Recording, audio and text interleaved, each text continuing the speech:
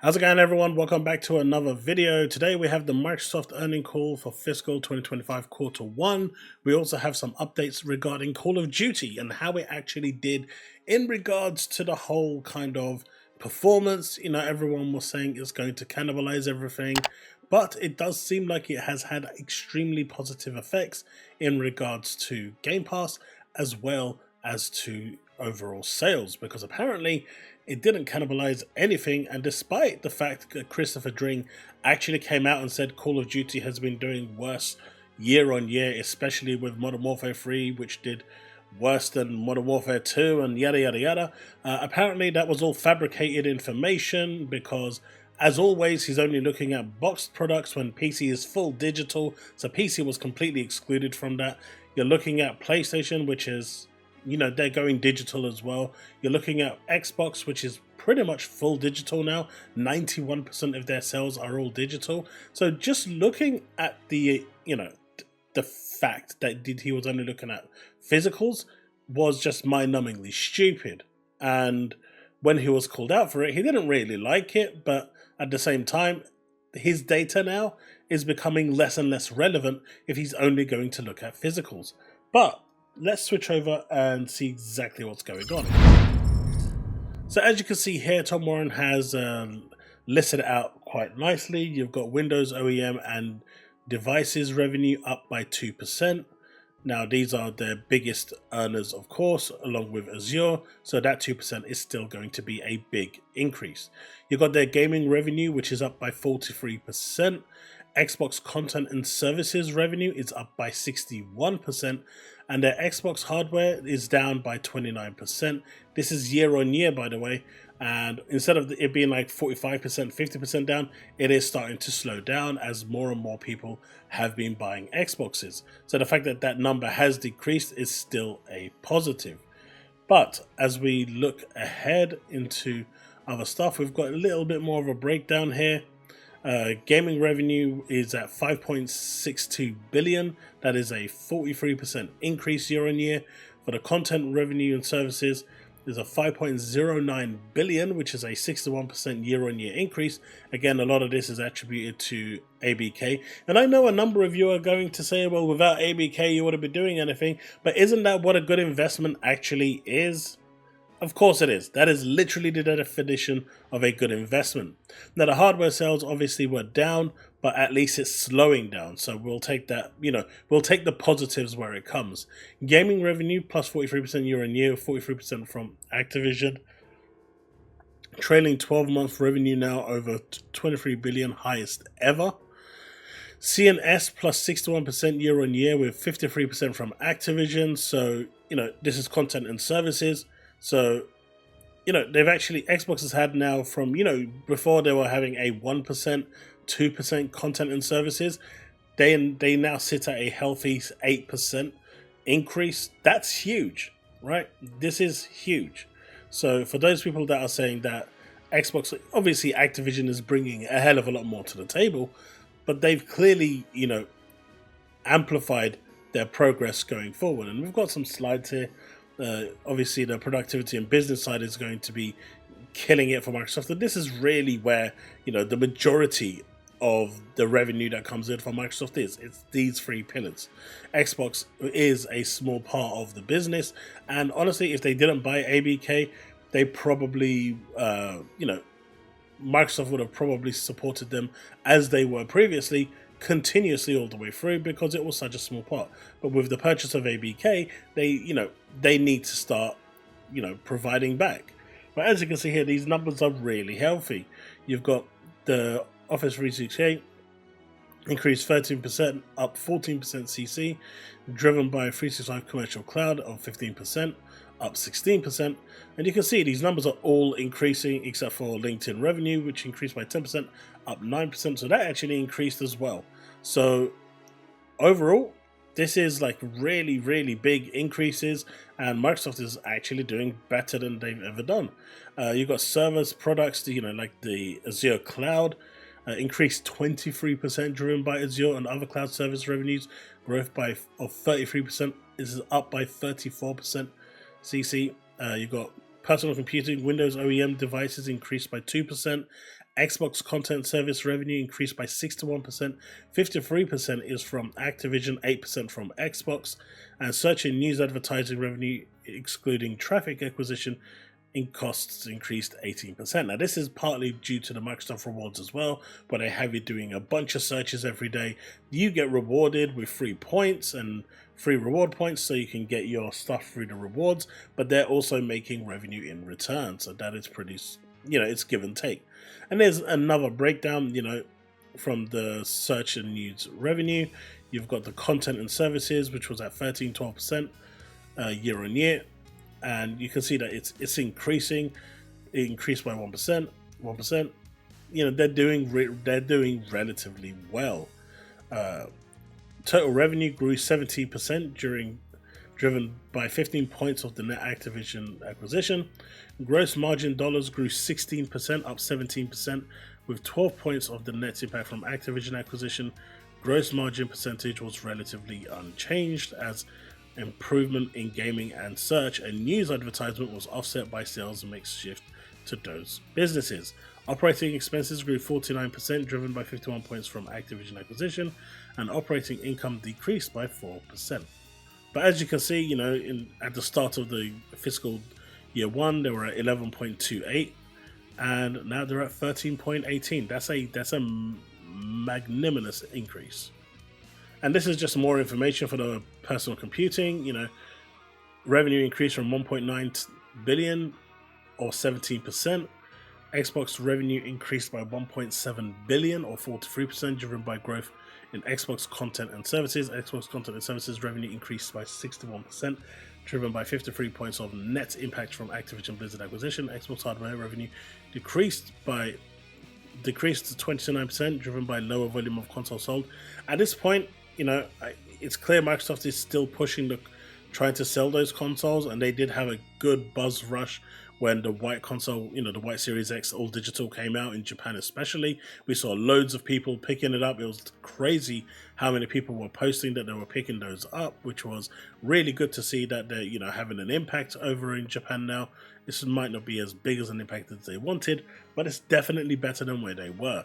So hopefully this is a push in the right way, but they really do need to kind of push that console a little bit more if they are hoping for their next console in 2026 to have really any hope of making any sales. And yeah, the rest of the stuff we've kind of gone through. Gross margin increased by 984 million, which is crazy, driven by growth in gaming with 12 points of impact from Activision Blizzard acquisition. Gross margin percentage was relatively unchanged. Operating expenses increased by 1.1 billion or 49%, driven by gaming with 51 points of growth from Blizzard. Of course, then we come to the whole Call of Duty, and people were saying how this was going to be completely cannibalized and destroyed. So you've got Call of Duty's main Twitter over here saying, "Thank you, Call of Duty community, for making the launch of Black Ops 6 for the record books, setting new day one and opening weekend records. They had the most total players, the most hours played, and the most total matches ever in Call of Duty history now that it is part of Game Pass." And obviously, the people are going to say, well, that's the Game Pass effect. Of course, it's going to have that. Yet, people were listening to Christopher Dring and saying that it was doing poorly and it wasn't doing well, and people were trying to mock it. But they've got egg on their faces now as these numbers are starting to come out. You've also got Tom Warren here. Activision says Call of Duty Black Ops 6 sets new day one and opening weekend records, making it the biggest Call of Duty 3-day opening weekend ever. It also had the highest total PC players during opening weekend in franchise history. And you've got down here, Microsoft CEO Satya Nadella says last week's launch of Black Ops 6 was the biggest Call of Duty release ever, setting a record for day one players as well as Game Pass subscriber adds on launch day. A record for Game Pass, so they must have got a shed load of Game Pass subscriptions for those people that are looking to play this on the cloud or through other means or just through their console or on their PC. it's going to be interesting to see how many of these they actually got. Unit sales on PlayStation and Steam were also up over 60% year over year. So they were up 60%. That's crazy. Now, when Christopher Dring reported this, he said that the sales were the same year on year. But Microsoft are reporting, Satya Nadella is saying that they were up 60% year over year. That is insane amount of increase, and that's sales, right? That is unit sales. That isn't through Game Pass. That isn't through anything else. That is playing, that is paying $70 for the game or higher. That's crazy. That is absolutely crazy. And again, you have over here, Call of Duty on Game Pass won't change anything, says the haters. But in reality, it's the biggest release ever, setting a record for day one players as well as Game Pass subscriber ads. On launch day, unit sales on PlayStation and Steam were also up 60% year over year. But of course, Christopher Dring over here, okay, UK physical sales are in for Call of Duty Black Ops 6. Launch sales are 10% lower compared with Modern Warfare 3. And this is why I was saying at the time, the physical doesn't really matter. It's misleading because everyone is adopting digital. You've got the minority that will be die-hard physical until the day they give up gaming, and that's fine. But that number of people on physical is dwindling with each passing day, and more people are going digital. I mean, PC on its own is full digital anyway, so that tells you everything. Xbox on its own is pretty much full digital. 91% of their sales this year has been digital, with only 9% being physical. That tells you everything you need to know. And with PlayStation now increasing it by 60% year on year, it's telling you that even they are going digital. Didn't they predict it would cannibalize sales? It's not doing anything. Everything is as it should be, and everything is the way it's meant to be. But as it stands right now, Microsoft is doing really well. Outside of their hardware platform being at minus 29%, which is still being hampered, and that is something that they need to look at. And the question is, will they look at? As of the 1st of November, Android is coming in, and you'll be able to buy your games and play them at the exact same time, as long as you've got access to Game Pass on your xCloud through Game Pass. And I'm suspecting at this point they're going to release a cloud specific tier only, because that makes sense. And that's not going to include any of the Game Pass stuff. It's just going to be cloud, so you can buy your game and play it instantly. That makes sense to me. It's a no-brainer. If they don't actually do that, that's crazy. But content revenue being up 61%, Xbox revenue within that being up 8% as opposed to 1 or 2% as it was previously is huge. Gaming revenue as an overall up by 43%. Instead of the 40-50% hardware down year on year, it's gone down to 29%. So that's still, it's still bad at minus 29%. But there's, the loss of the hardware not selling is shrinking. And with Call of Duty having its best ever turnout in terms of player numbers, sales, and everything else, and Game Pass subs apparently through the roof, it'll be interesting to see how many Game Pass subscriptions they did actually sell. I guess we'll find that out in the second fiscal quarter. But hopefully they'll come out and announce something about that, because I'm really intrigued to see just how productive and how good Game Pass, putting Call of Duty on Game Pass actually was. How many subscriptions did they actually gain? That's the key metric here, to see if Call of Duty on Game Pass actually succeeded.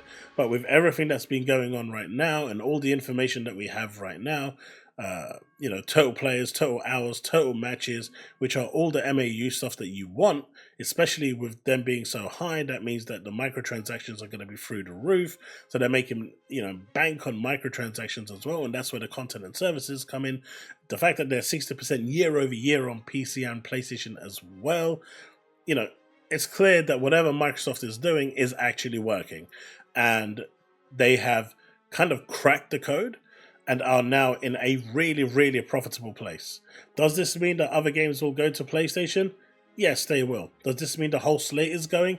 Absolutely not. And with the fact that they are hoping to release another console, they are going to want to retain some games to actually give their console an identity. Game Pass is, at the end of the day, at the forefront of everything.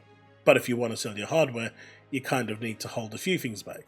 So I suspect ABK games will continue to go. I suspect most of ZeniMax's stuff will continue to go. At least the legacy and the multiplat stuff. But everything else is going to be a case-by-case basis. And, good on Microsoft. They finally cracked the code. They finally cracked it and have, worked out a way that works for them. Just like Nintendo, who has gone into their own niche and is dominating their market, Microsoft has finally found the magical formula that works for them. And all they needed to do was buy ABK. Now the question is, after they finished with this whole FTC stupid case and it goes away, which hopefully should end very soon, who's next on the acquisition table?